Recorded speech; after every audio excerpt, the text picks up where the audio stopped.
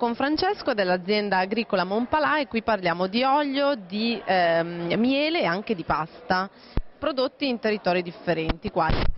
Allora, per quanto riguarda il miele, viene prodotto in provincia di Torino, Piossasco, dove noi viviamo e dove noi abbiamo recuperato una cascina e ne abbiamo rispettato, diciamo, la sua integrità urbanistica. E questo ha fatto sì di aver voglia di andare a 1200 km dove di famiglia eravamo proprietari di terreni, e quindi abbiamo recuperato prima l'uliveto e poi abbiamo detto perché no, seminiamo anche gli antichi grani. Da lì a poco abbiamo scoperto che potevamo effettivamente fare un'ottima pasta, quella degli anni 30 che ha fatto conoscere, diciamo, il Made in Italy nel mondo, e allora abbiamo utilizzato questa antica varietà, il Senatore Cappelli, grano, diciamo, autoctono ma soprattutto non modificato geneticamente, e da lì abbiamo ottenuto una pasta gradevole al palato e soprattutto molto digeribile. Parliamo un po' appunto di questi prodotti, della pasta mi hai detto qualcosa, parliamo dell'olio e del miele, che caratteristiche hanno?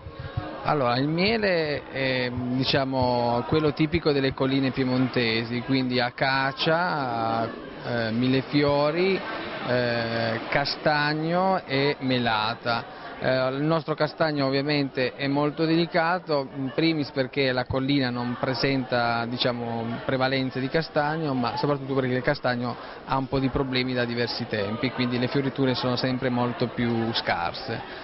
Per quanto riguarda l'olio, è un olio anche lì che caratterizza un po' il terreno di provenienza e deriva dalla maiatica, che è un'oliva molto dolce, quindi persino al frantoio non pizzica al palato, quindi rimane molto delicato, apprezzato molto dai piemontesi perché si avvicina molto all'olio ligure.